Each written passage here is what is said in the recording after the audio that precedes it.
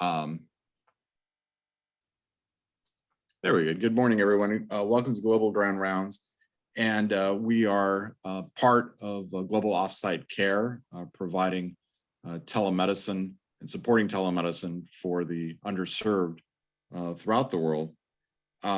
We welcome everybody to a very special lecture by Dr. David Otto. Dr. Otto is a recent graduate from Kabbalah University, and he's currently working at Naguru Hospital, and he'll be giving us a lecture on malaria.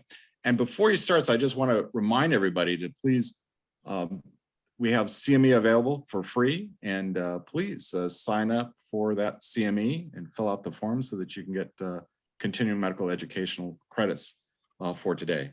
Dr. Otto, welcome.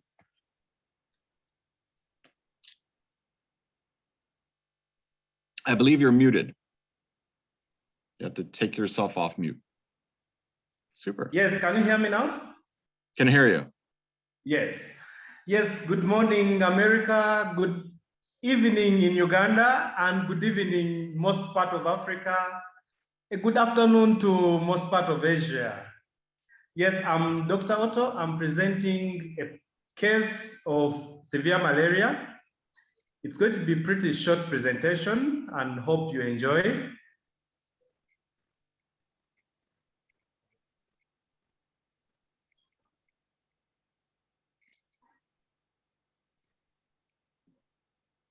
Okay.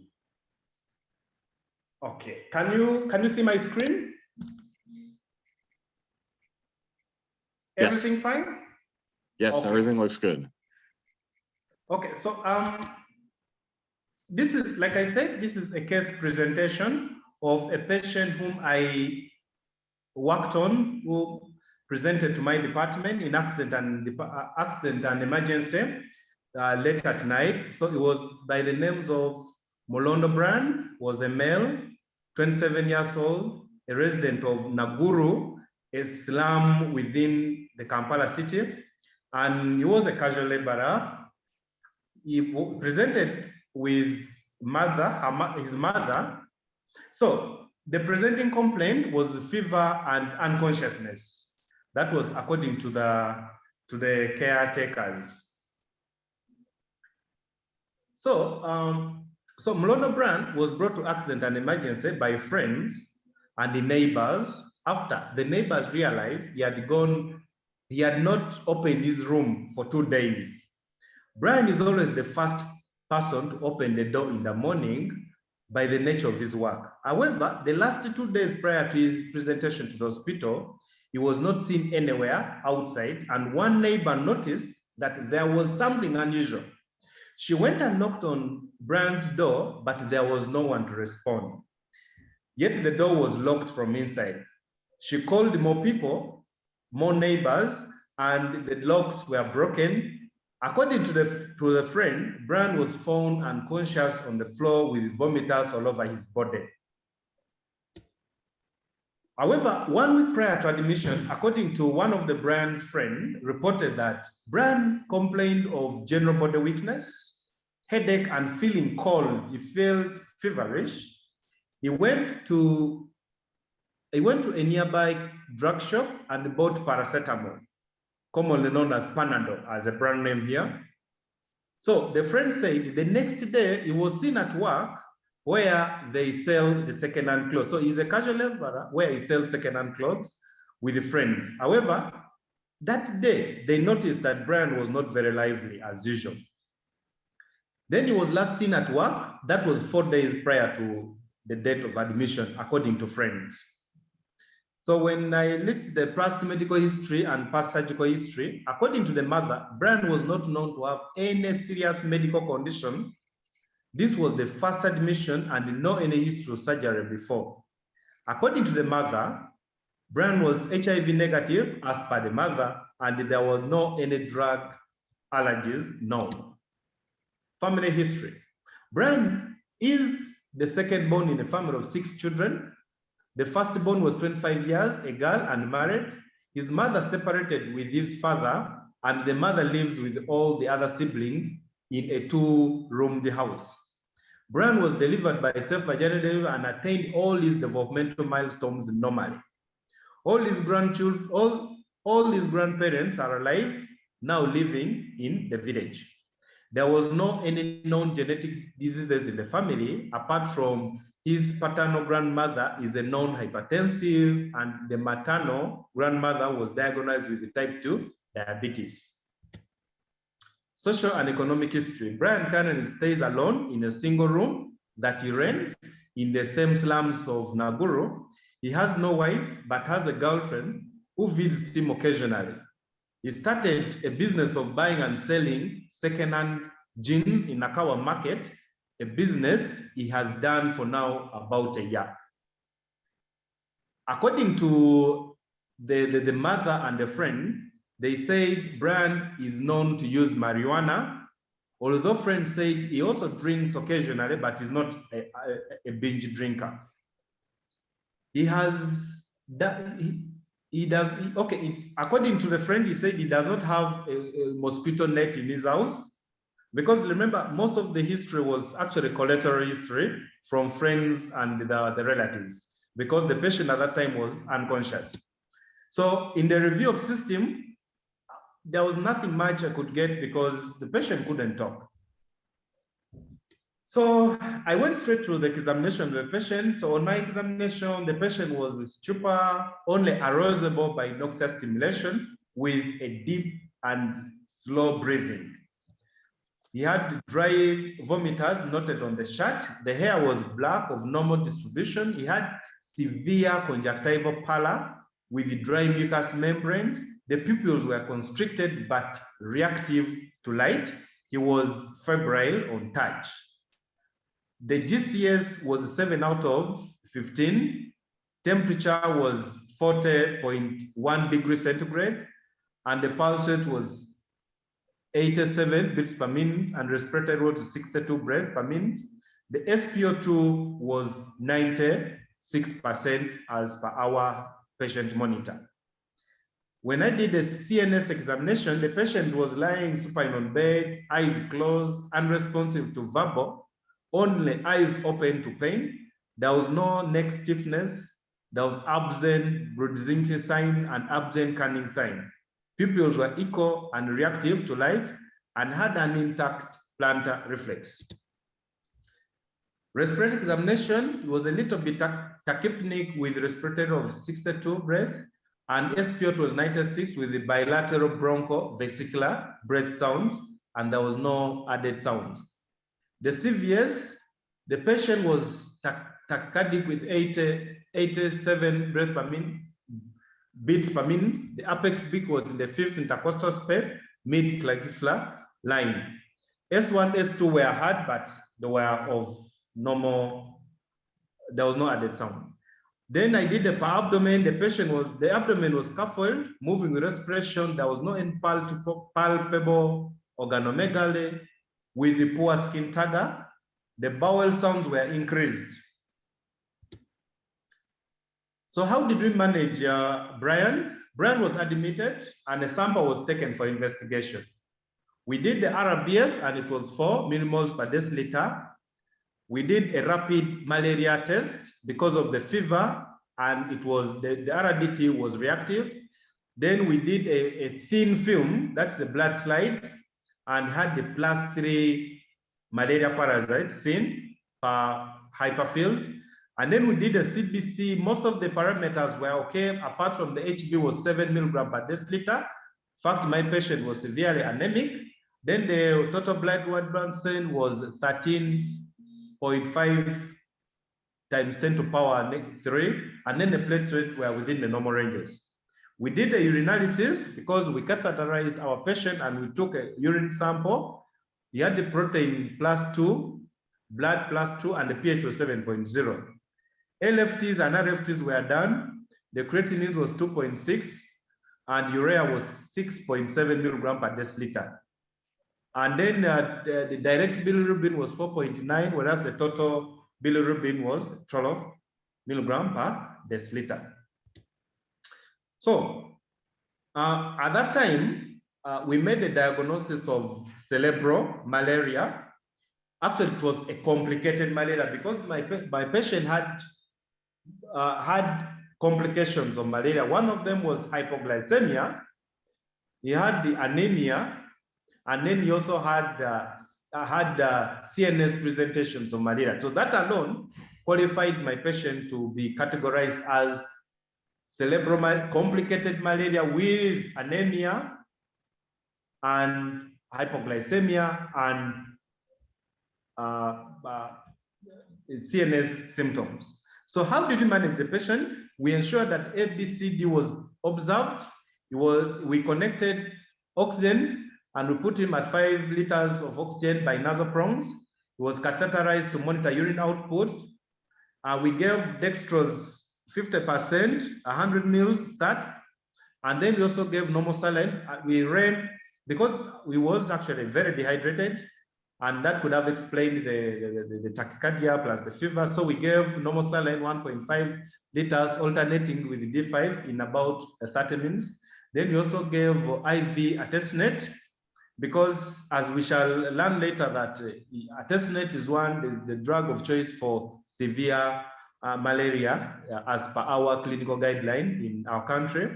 So we gave 120 milligram at 0 hours.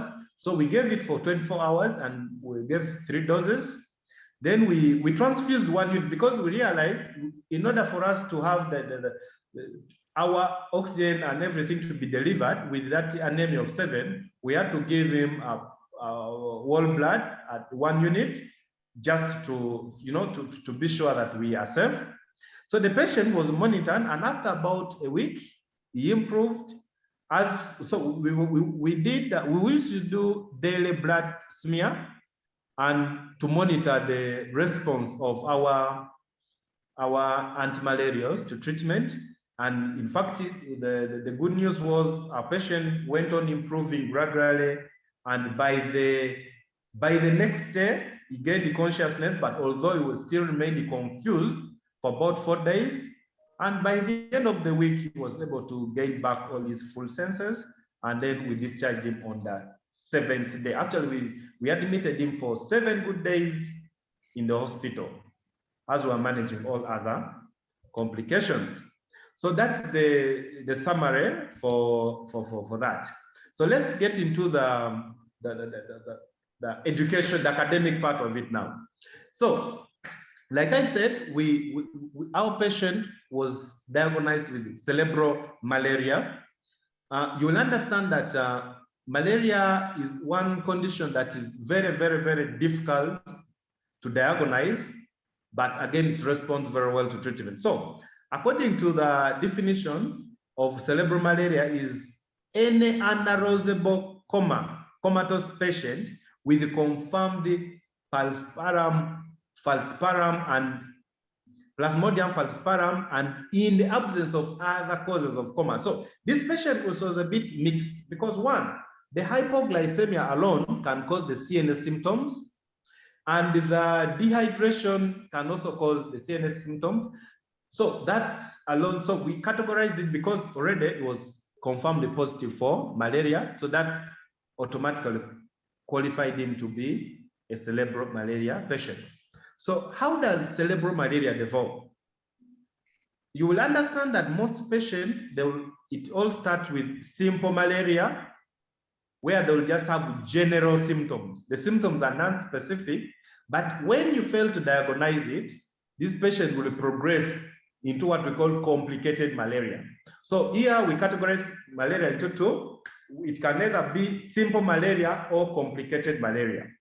So, as you understand that Brian first complained of general body weakness, he went and bought paracetamol, which paracetamol, you understand, managed the fever, managed the symptoms, managed the simple symptoms, yet it did not treat the cause. So that's how we developed into complicated malaria. Being that he was also single, he didn't have a wife, so there was also no social support. And that's how he actually progressed so fast into cerebral malaria. So pathophysiology. So cerebral malaria is the most important complication of falciparum malaria not completely understood. So according to the sources, they say it was one condition that the pathophysiology is not well understood. However, the basic underlying defect seems to be one, clogging of the cerebral microcirculation by the parasitized red blood cells. If we recall very well that the malaria, as we get along, the malaria will usually, the Plasmodium falciparum, the Plasmodium vivax, the ovale, and the Malaria, the four species of Plasmodium usually attacks the red blood cell. When it attacks the red blood cells tend to clog, they become sticky. So as they become sticky, as they are moving, the affected red blood cell, as they move through the capillary beds, especially in the brain, the kidneys, the liver, and those capillary beds, they tend to clog together. So in the process, they obstruct the arterial supply to the end organs. And as a result, this can present in with the symptoms as that we noted earlier. One of them is if it is in the cerebral capillaries, it can cause insufficient supply of oxygen to the brain, and that can knock down the patient. So cells develop knobs on their surface, and developed knobs increase cytoadherence properties, as a result of which they tend to adhere to the endothelium of the capillaries and venules. As that's some just explanation to what I gave. So most of these patients will present with coma and seizure. How does this develop? So the intracranial sequestration of metabolically active parasites will lead to cerebral hypoxia. The cerebral hypoxia, remember, don't forget the fact that there will be clogging of the infected red blood cell, which will become cytoadherent, so they will clog, they will obstruct capillary flow, capillary arterial supply. And as a result, this will lead to cerebral hypoxia.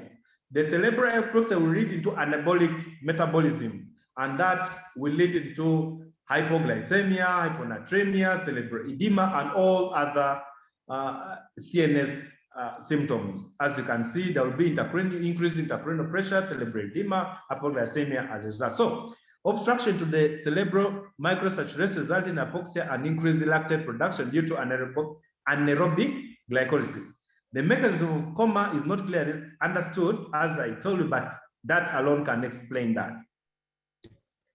So this is the life cycle of the Plasmodium species. Remember, we have four. There are four basically. One, we have the ovale, Plasmodium ovale, vivax, malaria, and falciparum. The malaria and falciparum are the most deadly one in Africa. So it all begins with a bite of an infected mosquito, which will introduce into the blood the sporozoites.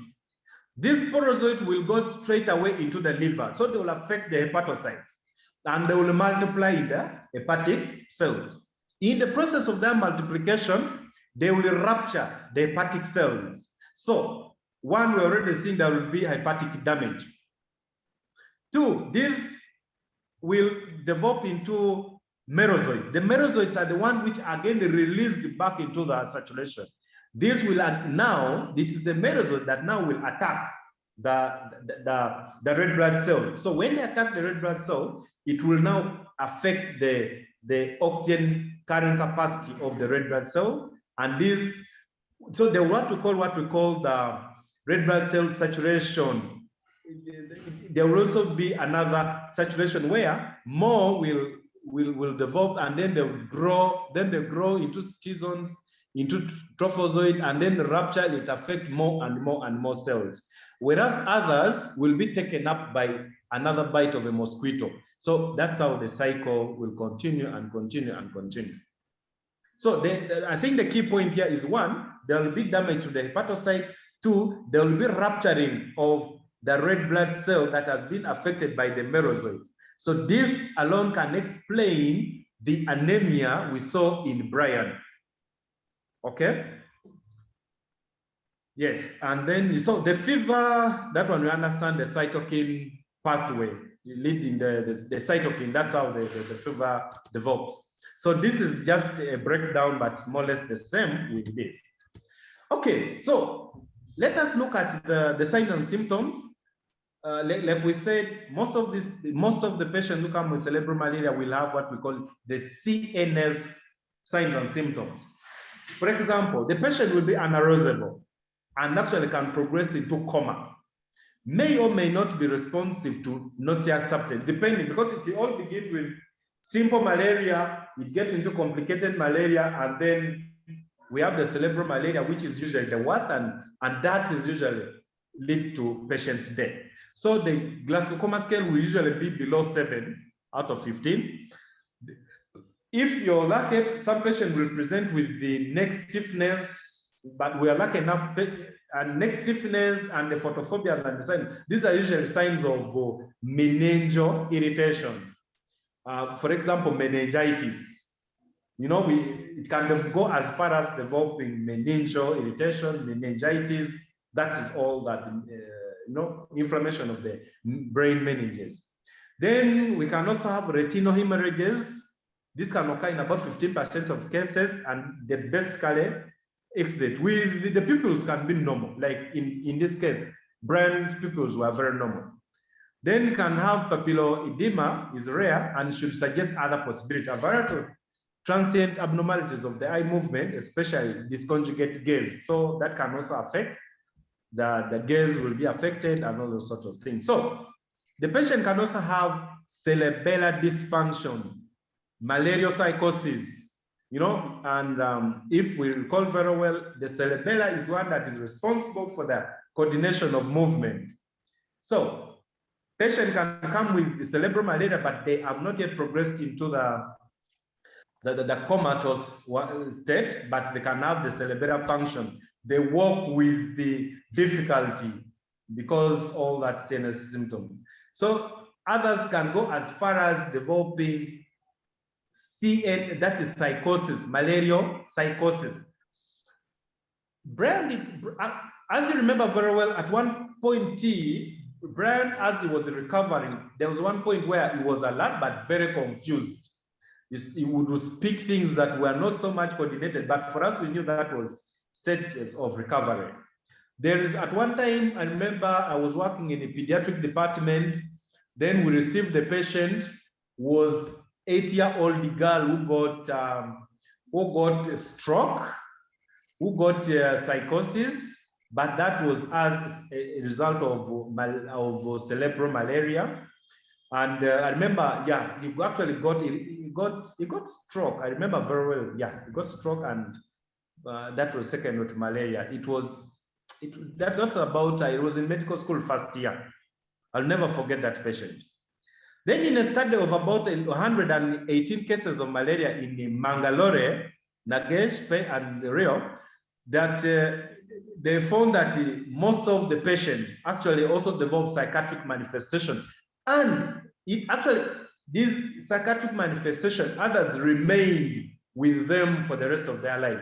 Remember, if the frontal lobe is affected, secondary to maybe that cerebral ischemia, and it becomes long, then when the frontal lobe gets affected, then automatically you remain with a sequelae of the psychosis. Others can go as far as developing the epilepsy, because of maybe there was an infection that progressed into cerebral malaria, and then a certain part of the brain becomes ischemic, and and they end up into that. So how do we investigate malaria here in Africa? The investigation for malaria will basically use the rapid diagnostic tests, or a thick blood slide or a thin blood slide. So usually the first and the easiest, which is usually done at every level of care, bedside care, is RDT. It is a very simple procedure, but it has helped us to prevent development, like progression of malaria, because very many people are caught at the initial stages of malaria. Then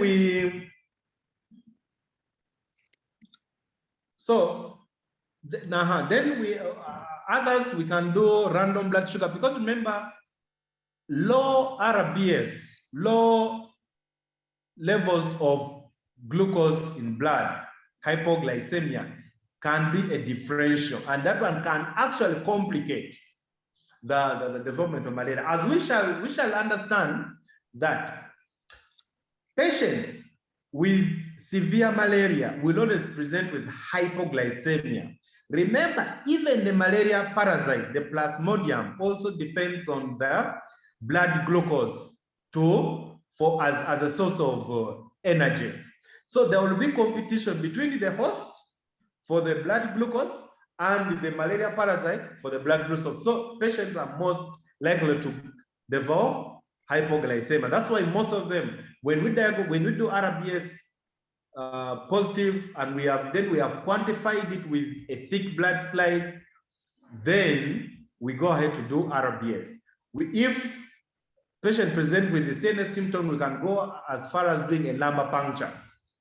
And yes, lumbar puncture, it is usually done in extreme cases, maybe to find out whether there are other causes of this CNS symptom, or the causes of coma in such a patient.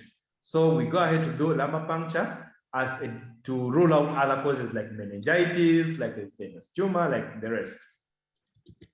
Okay, so some of the complications and the diagnosis. Usually a patient, like I said, malaria is one disease that it's it presents with a variety, and it has multiple complications.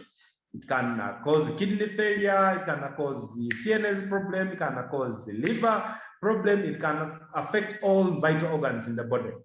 The eyes, so the patient can present with circulatory collapse, for example, the septic shock.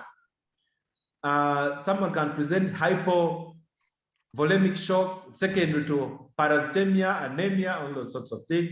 Renal failure, spontaneous bleeding due to parasitemia that causes the platelets and all that kind of thing. Then repeated convulsion, secondary to maybe fever, that can also be secondary to the parasitemia into the cerebral vasculature that causes hypoxia, and then patient later convulses. Then acidosis. As you understand, our patient was actually acidotic, but we were able to manage that. We gave fluids. So patient can be acidotic. Then hemoglobinuria, like you saw, there was a plus red blood cell. Because yes, you can't rule out that already there was end organ damage to the kidneys. So pulmonary edema, anemia, all those sorts of things can lead to pulmonary. So like the presentation of severe malaria is vast, but all that results from parasitemia. So let's look at briefly the epidemiology of malaria. So in Uganda has the third largest global burden of malaria cases, about 5%. And then it's the 8th highest levels of death in Uganda. Actually, we have because remember, this is tropic. We stay in the tropic, and our weather, our climate is warm and hot, basically most parts of the year. And this is the most favorable climate for plasmodium growth, for the mosquito. Mosquito love warm and moist environment. So it also has the highest proportion of malaria cases in East and Southern Africa, with about 27 to 23.7%. There is a stable perennial malaria transmission. Actually, for us here in Uganda in particular, out of 10 patients, you are very sure 3 or 4 will be cases of malaria. However, the good news from my little experience I've spent in the medical world, the cases are actually going down. This may be, for the last 2 years, the malaria cases are going down compared to the way it was 5 years back. So in 2017, malaria accounted for about 27 to 34% of outpatient visits, and in 19 to 30% of inpatient admission. if you came now and entered our medical ward now, actually the malaria cases are higher, although lower in adults than in children, especially the under 5s. And then again, the lowest in neonates and children below 6 months. So children below 6 months, they rarely get malaria. Yes, it's there, but the cases are lower. It's more common between 6 months and 5 years. And then when you go higher, it goes reducing, and then in adults are less common. So adults tend less get severe cases of malaria here in Uganda, as that's now according to my own experience and the books I've seen. Then approximately 59% of patients first seek treatment in the private sector, and 61% of patients with fever seek their first health care from private sector. So like I said, most cases of malaria cases in adults will be simple malaria, because an adult, when he gets headache, fever, when he feels feverish, will automatically walk to a clinic and say, I need a malaria test, RDT, which is very, very cheap here. So that's how most of them are called. However, a few will think otherwise. And then, so those that get severe cases are those that maybe will start, like for Brian's case, you realize he started with taking paracetamol. So he thought maybe the normal fatigue. That's what I'm thinking. So he went and bought paracetamol, and that's how he developed the severe form. So differential diagnosis of malaria, I've just given a little, but it is like you saw it here. This complication, all these complications, you can have multiple differential diagnoses.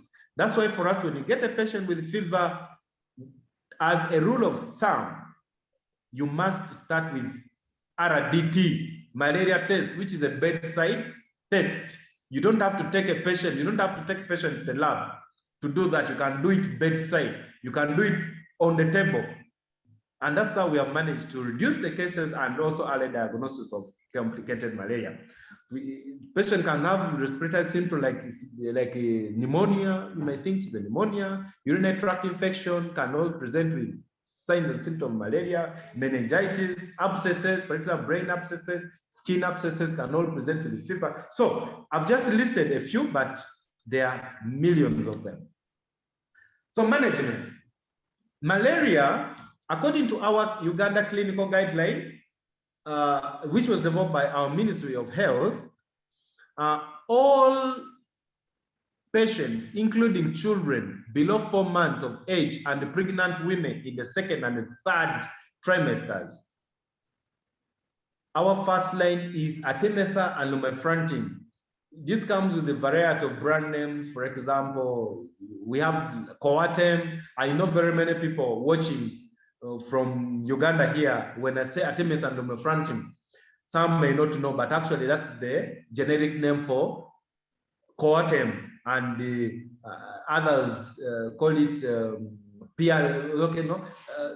lumefantrine, basically known as Coartem. And then the first line alternative can be artesunate and amodiaquine. These are usually a combination. They come as a combination treatment in a single tab. Then the second line medicine usually is dihydroartemisinin and piperacin.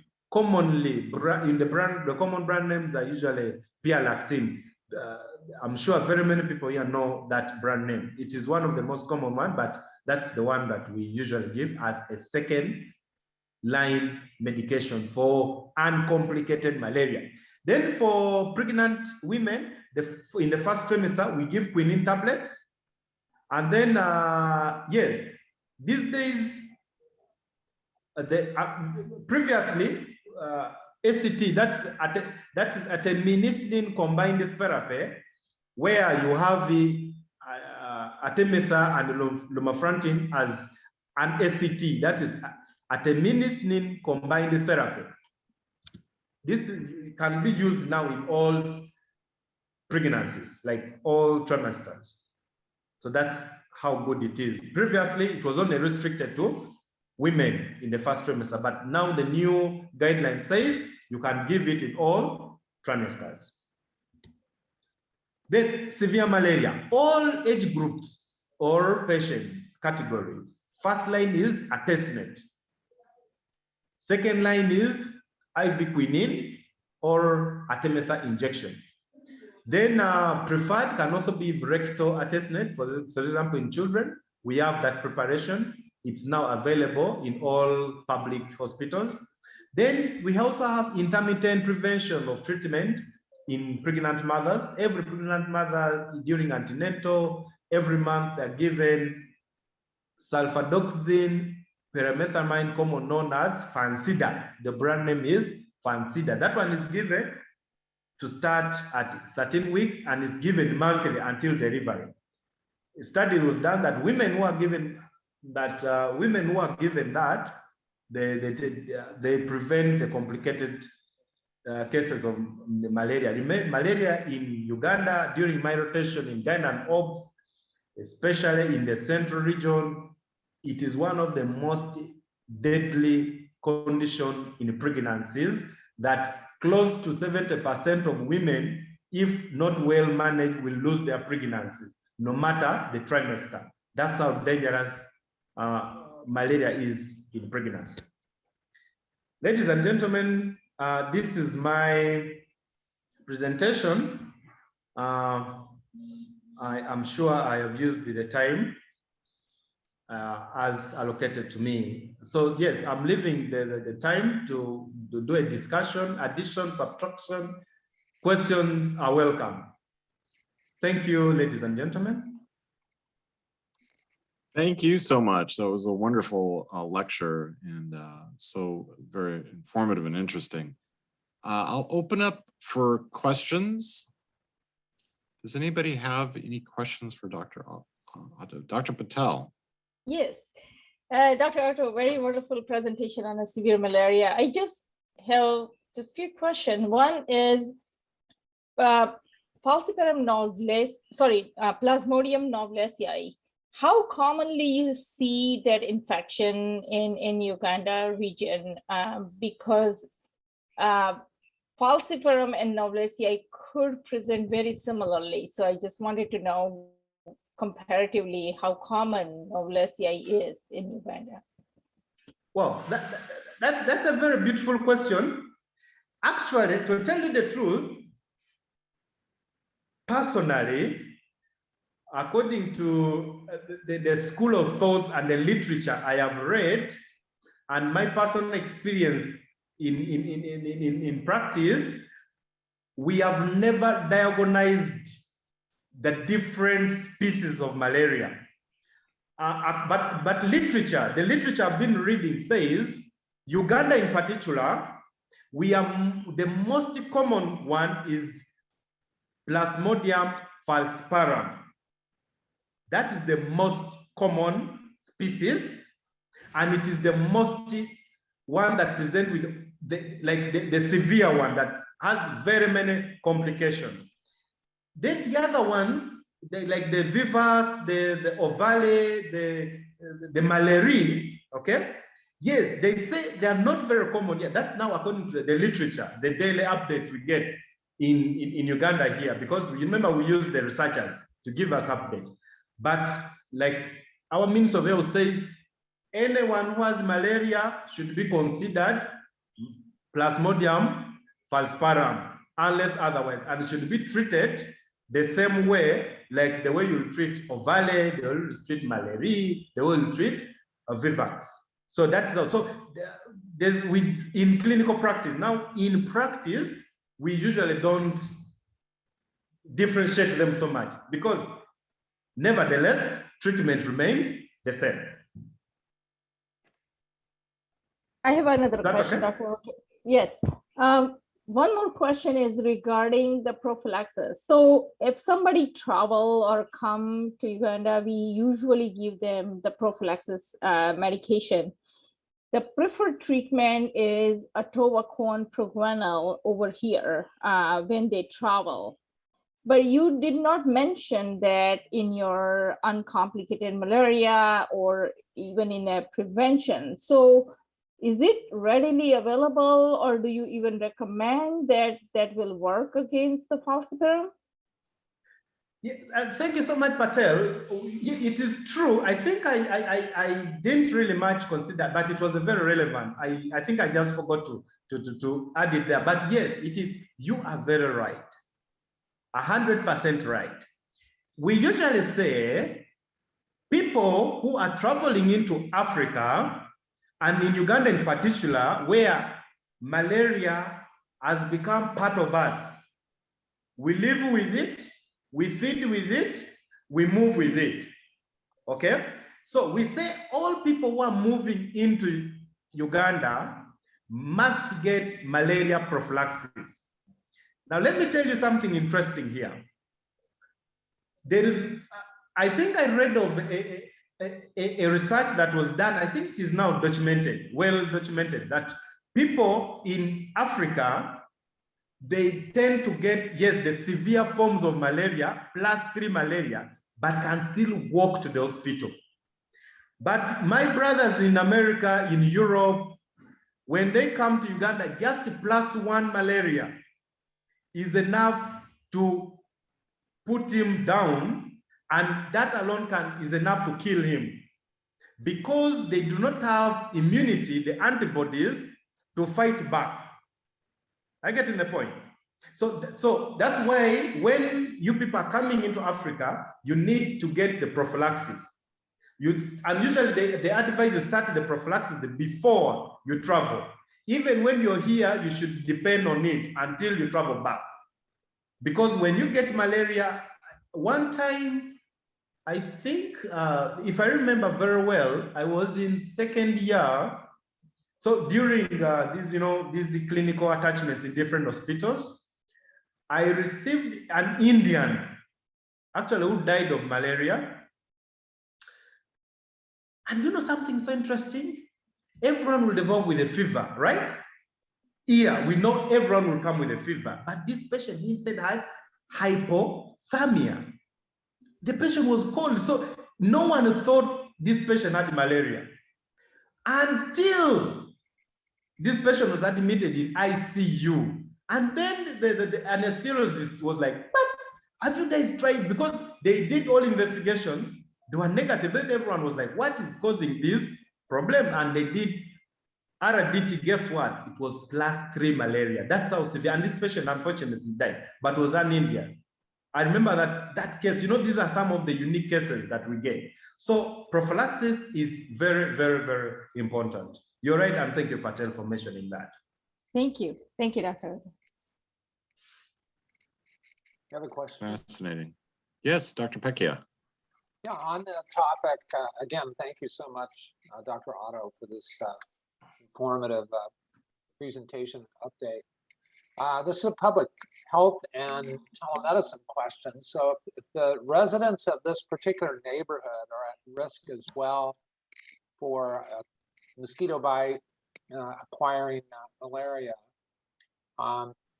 do the residents of a slum neighborhood like this, despite their socioeconomic challenges, do they have typically access to smartphones or inexpensive communication devices that could be used or leveraged to deliver primary prophylaxis, either managing medications for prevention of antimalarial medications, mosquito nets, distribution of topical mosquito repellents, mosquito traps, vector control in their neighborhood? Is there a public health system in place in Uganda that could be brought to bear or perhaps already in place in neighborhoods like this one that this young man came from? Thank you so much, Pakia. Yes, there is a lot. We have a full consortium. We call the Malaria Consortium that is responsible. Okay, there are very many interventions that the government with other development partners, the USAID, the UKAID, the JICA, that's Japan development partners, they have come up and they are sponsoring, they are coming up with a lot of interventions. For example, there are 4 which I know are ongoing. The first one is the distribution of treated mosquito net across the country. This was a 5-year project that is ongoing. Every year they distribute malaria to all parts of the country, and this one's ongoing. Then the second project, the introduction of what we call the ICCM, that is integrated case management of malaria. And this is done by the VHTs, the village health teams. So they distribute Coatem, that is the Lumafranti, the first line medication at a village level, where and RDTs, definitely, like we said, RDTs is a bedside test. So they distribute the RDTs, they distribute the Lumafrantin and Artemether tablets at the village level, such that anyone who tests positive for malaria, the VHT should be the first point of contact with modern treatment. And we know that literally every 10 households there's a VHT, every 10 households there's a VHT. So that is how some of these cases has been dropped. Then another intervention, the 4th one was what we call a residual spraying. Residual spraying was done in most of these areas that had endemic. I remember there was some confusion, DDT, yes DDT, yes not DDT, but I think they came up with another where it is being sprayed. And then definitely another approach they were using was the community involvement, where they encourage slashing bushes around the homes, and through health talk, radio talk shows. And then something so unique that it's being done, the government has greatly subsidized anti-malarials across the country, whether in private practice, whether in government practice.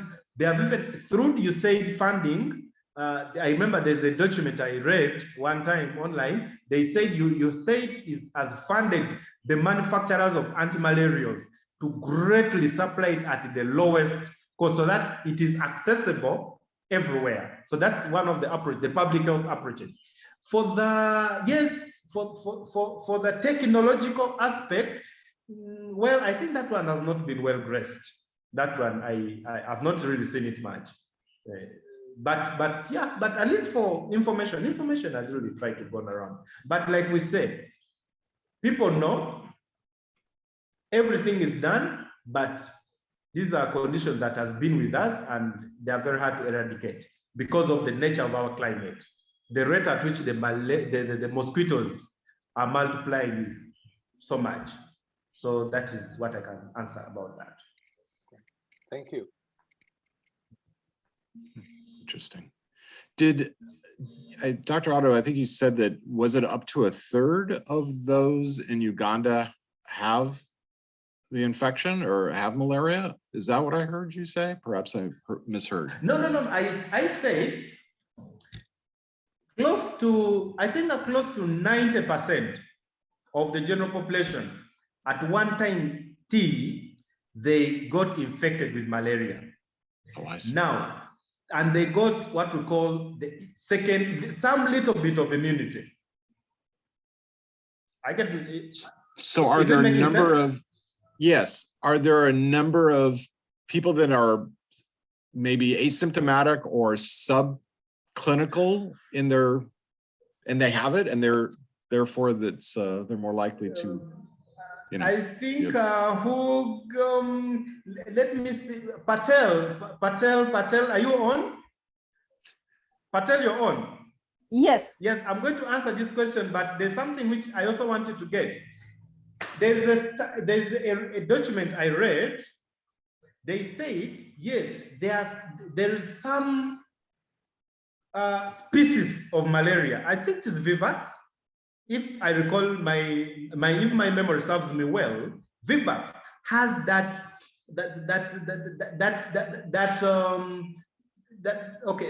how do they call it?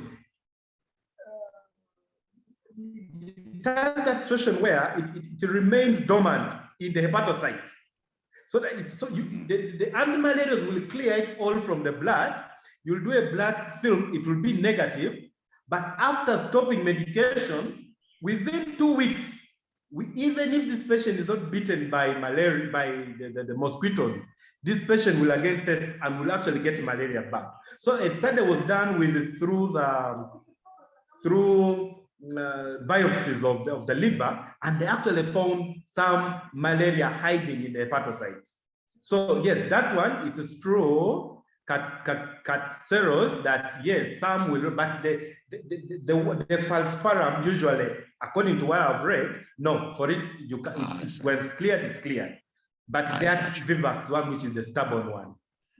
And they're going to be symptomatic if it's and they will be asymptomatic for some time. Okay. Yes. Okay, very good. And this individual, this patient that you had, did I hear that, perhaps I misheard, but did he self-treat beforehand? I mean, how did he get to that state? Because presumably he would have had fever before or other symptoms, no? I might have missed that point, the patient that you presented. Yes, the patient, you know, it all started with fever. He was feverish with a headache. Right.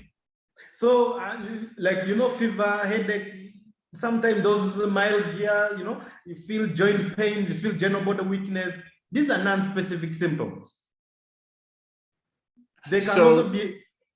So that isn't, so everybody, I mean, so if patients have fever, you'd think because of such prevalence in Uganda that'd be part of like automatic, okay, just go get tested or, you know, get the bedside test. Yes. Actually, but he didn't. Our guideline, the Uganda clinical guideline, says everyone who has a fever, you must do RDT, malaria RDT first, unless proven otherwise. Yeah. So that is so that the starting point should be malaria RDT. That one should be a must. Actually, I cannot refer a patient to a higher center without doing RDT. Even if the patient has all other symptoms, the malaria RDT must be done. Very good. So that's how and it seems like with all the neurologic, I know they can get seizures, but do they have also altered level, or can you have, for instance, can you have paralysis without altered level of consciousness? No. Oh, okay. No. I've not seen that. Yeah. No. Okay. Usually you get altered level of consciousness, but then you get the seizures, you get all that kind of thing. So it is a progression. Yeah. Very good. Okay, I have a Dr. Peck, yes. Yeah, quick question on that very situation that you mentioned about patients presenting with fever, headache, not necessarily specific, but symptomatic enough to suspect malaria, active malaria. Is there, amongst the guidelines in Uganda, a role for syndromic treatment, meaning treating on those symptoms alone without testing, particularly in remote environments that don't have access to testing, but perhaps are advanced enough to have a thermometer and some basic guidelines on hand, and hopefully some medication. So is there a role for syndromic treatment of suspected malaria without testing? No. There is no space for syndromic treatment. Yes, in the about 5 years back, like no, yes, 5 years back. 5 years back, we used to have that, but there was abuse of the antimalarials. So we started getting resistance to antimalarials. Now, what the Minister of Health came up with and said, no issuing of antimalarials until someone tests positive for malaria. So there's no room for antimalarial prescription. There's no room for symptomatic treatment of patients with antimalarials until RDT is positive. So, so that way was, so there was like no treatment without testing. So how did the government counteract that? By subsidizing the RRDTs with the help of the development partners. Specifically, USAID has really been the backbone of malaria management in Uganda. If you read all documents, the publications, USAID has been behind it, and by making sure that there is no part of Uganda where RRDTs have not reached. They have gone even as far as ensuring that homestays actually can do self-test with RRDTs. That's how much they have tried to do away with treatment without testing. Dr. Otto, in India, they can go to the pharmacy store and buy the medicine without prescription. Is that possible in Uganda? Like they can go to the store and buy without prescription? Yes, very common. Very common. Yeah, so they can self-treat without RDT diagnosis, but the doctor will not give prescription. That's what, right? That's how the difference. Actually, you're very right. Yeah, you see, there are certain things that are happening. Yes, it is true. So many people actually walk into, yes, there are drugs, what we call over-the-counter drugs, that anyone can walk to any pharmacy and get them. And then there are also those restricted drugs. But among the drugs there that you can easily be accessible are the anti-malarials.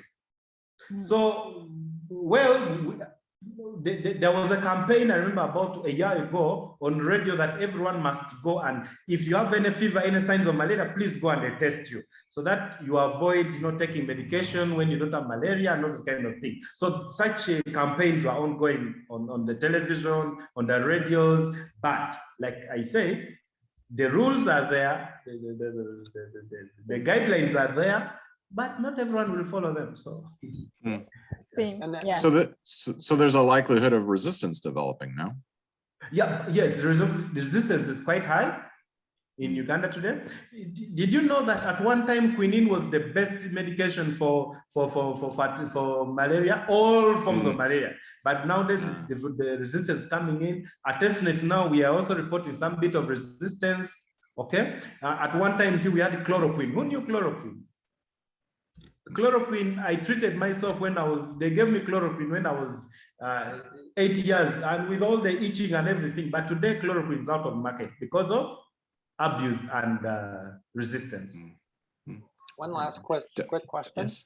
Yeah. Is testing readily available, direct to consumer, affordable, accessible testing? Because if testing is part of the guidelines, should have a test before treatment. What about the testing? Are they available? Are there forms of testing that can be self-administered? What about testing?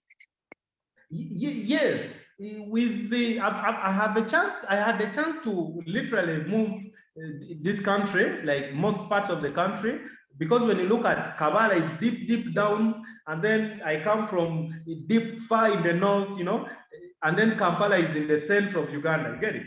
So like I've traversed the entire country, but it is true, like I said, through USAID and the partnership with our local government, at least the RRDT in particular, because the blood slide, that one needs a laboratory, you need a microscope, you need all those kind of things, okay? It is logistically expensive, right? But the RRDTs are more readily available. Like I said, all villages, the VHTs, they have those RRDTs. They have distributed them because this has been donation by the USAID and other development partners. So at least what I am sure of is the testing with RRDT in particular is available. The only challenge with RRDT is it cannot quantify. It will either tell you someone has malaria or not, but to not tell you the degree and the amount of parasitemia. That's the only challenge. But so that's where the challenge comes from. But at least for the tiebreaker, whether there or not, that one is readily available. Great. Thank you. Yes. All right. want to thank everybody for being here today. And I want to especially, of course, thank Dr. Otto for a fascinating discussion and talk. Wonderful. And we hope that you'd be coming back again to give us a lecture again on something else. You did a wonderful job, and we really do thank you and appreciate your time. Have a wonderful day or evening. We see you soon, I believe next week. Dr. Peke, is that correct? Next week?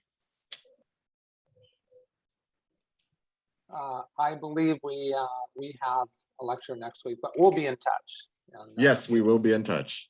Updated schedule. Very good. Dr. Bye-bye, Otto, everyone. read your chat. Read your chat, Dr. Otto. Oh, yes, I'm trying to read it. Okay. Bye-bye.